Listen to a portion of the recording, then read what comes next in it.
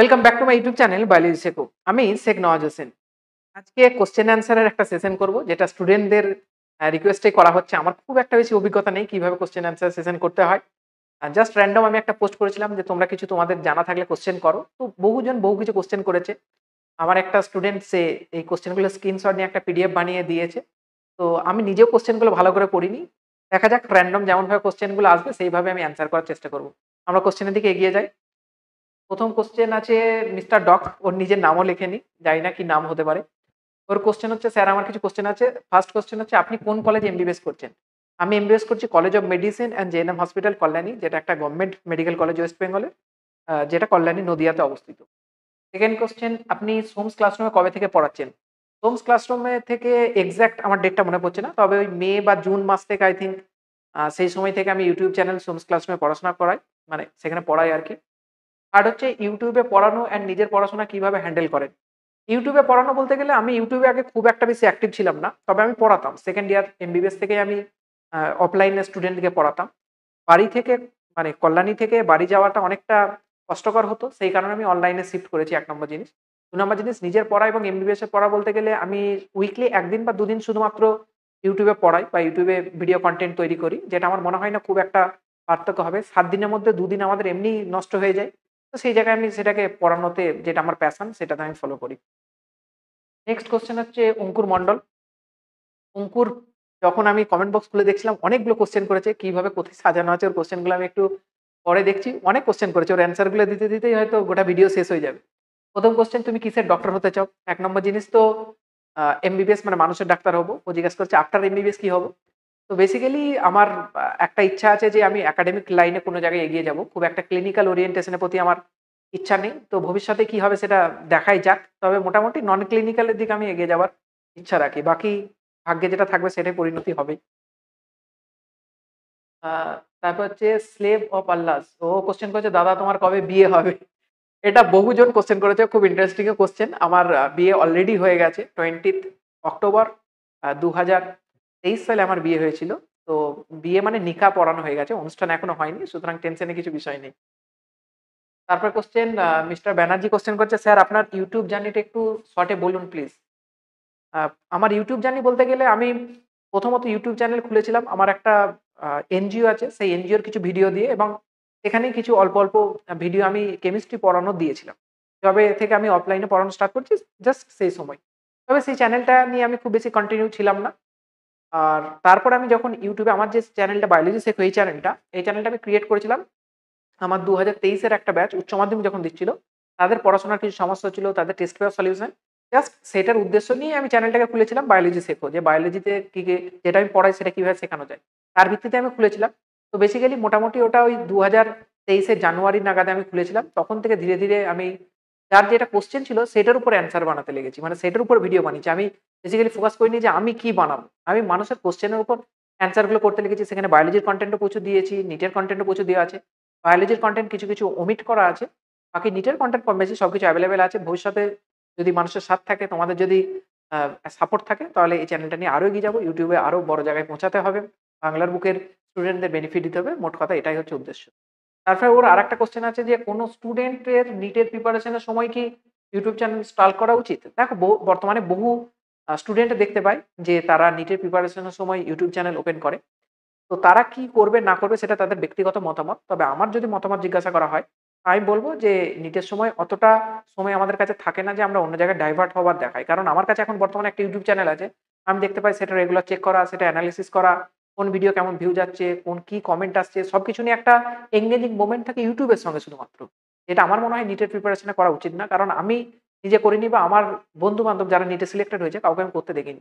তো হতে পারে বহু স্টুডেন্ট নিটের জার্নি ডকুমেন্ট করার জন্য YouTube চ্যানেল খুলেছে অথবা সিলেকশন হয়েছে। সেটা তার সম্পূর্ণ ব্যক্তিগত মতামত। তবে আমি কোনদিন সাজেস্ট করব না যে তুমি যখন নিটের প্রিপারেশন নিচ্ছ তখন কোন YouTube চ্যানেলকে তুমি স্পেশালি হ্যান্ডেল করো বা খুব ফোকাসে রাখো।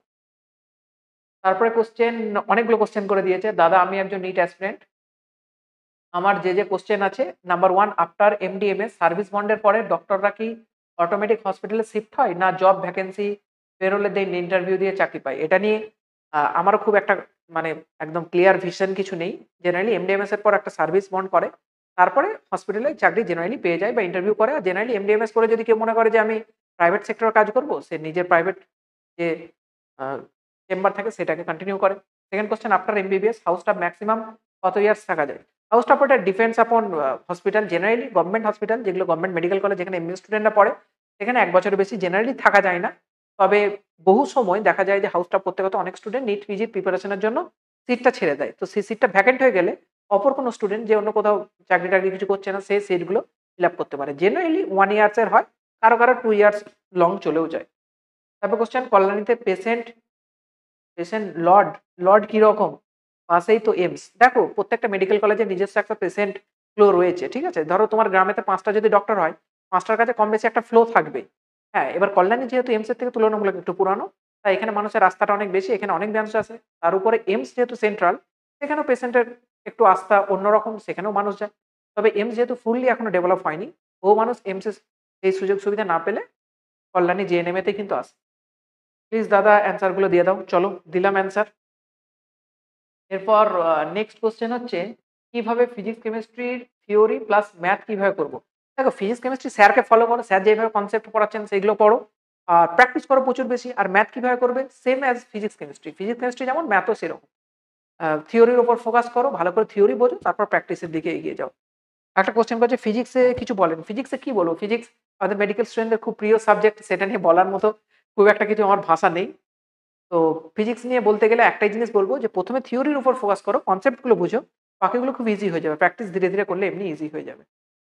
তারপর কোয়েশ্চেন, তোমার বাড়ি কোথায় আর দেশের বাড়ি আছে কিনা? এ সব জানে। ইচ্ছা করে এই কোয়েশ্চেন গুলো করেছে অঙ্কুর। আমার বাড়ি হচ্ছে আ আরামবাগ মহকুমা, অর্থাৎ হুগলি ডিস্ট্রিক্টে আরামবাগ মহকুমার গোয়ালসারা বলে একটা গ্রাম আছে। সেখানে বর্তমানে বসবাস করি। তবে আমার গ্রামের বাড়ি হচ্ছে আমডোবা বলে একটা জায়গা আছে সেখানে।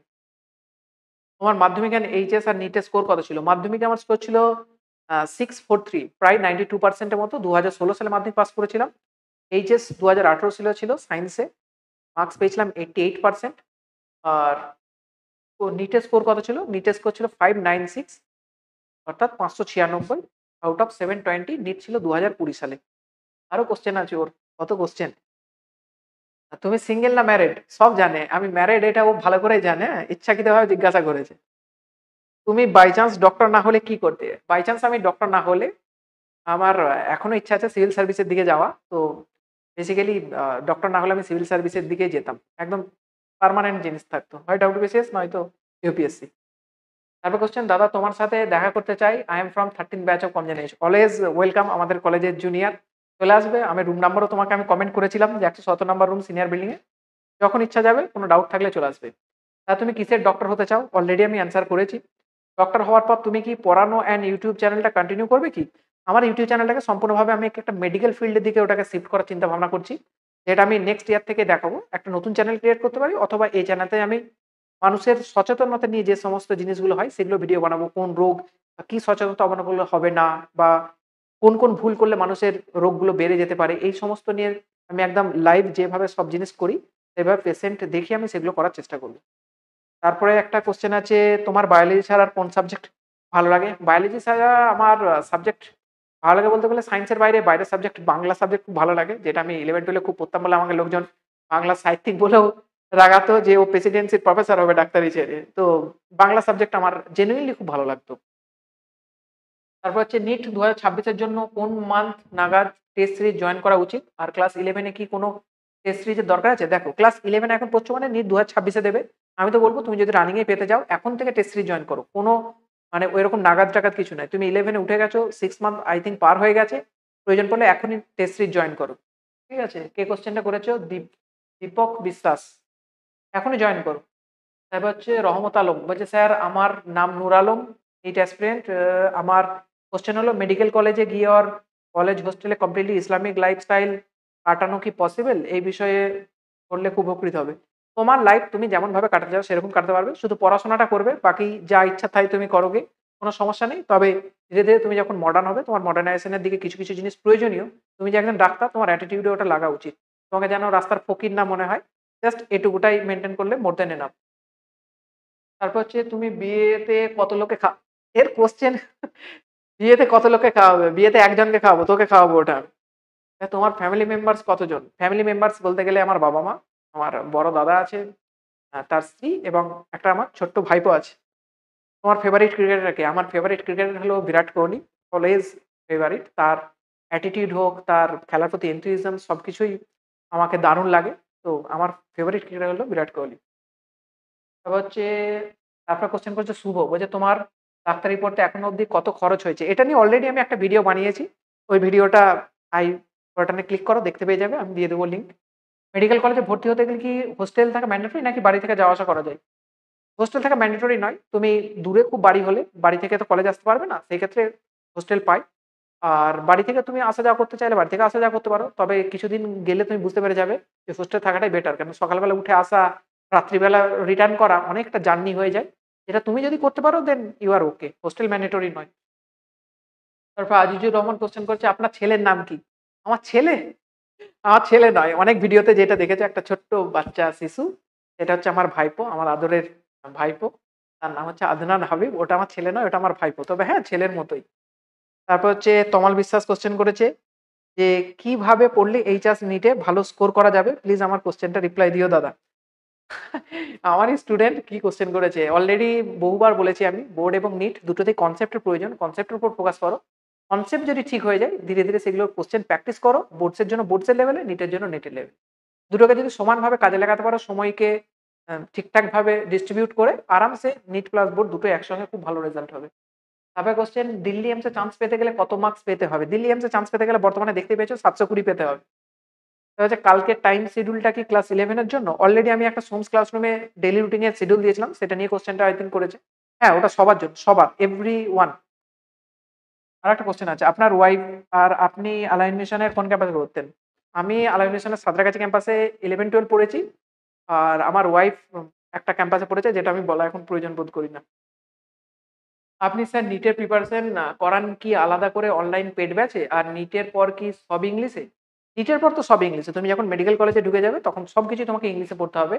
আর আলাদা করে নিটের অফকোর্স প্রিপারেশন করানো হয়। সোমস ক্লাসরুমের এমআল ব্যাচ যে চলছে সেখানে নিটের প্রিপারেশন আমি করাই। স্যার আমি ইংলিশে একটু দুর্বল। আমি কি নিট ক্র্যাক করতে পারবো? অফকোর্স নিট ক্র্যাক করতে পারবে। দুর্বলতা তো তোমার তো এখানে সাহিত্যের ভাষা লাগবে না। তোমার জাস্ট মানেটা বুঝতে হবে। মানেটা তুমি যদি বুঝতে পারো মোর দ্যান এনাফ তোমার জন্য নিট ক্র্যাক করা। বলছে, "স্যার আপনি যে এনসিইআরটি চ্যাপ্টার গুলো করাচ্ছেন সেগুলোর এমসিকিউ করাবেন না প্লিজ ফর নিট?" দেখো, এমসিকিউ গুলো আলাদা করে আমার করানো একটুখানি কষ্টকর, যেগুলো আমি পেইড ব্যাচে অফকোর্স করাই। তুমি যদি চাও পেইড ব্যাচ জয়েন করতে পারো আমাদের এমআল ব্যাচ, সেখানে আমি সবকিছুই করিয়ে দিই। আপনার মাধ্যমিক এক্সাম এইচএস অ্যান্ড নিটের স্কোর কত ছিল? সেম কোয়েশ্চেন অলরেডি আমি অ্যান্সার করেছি।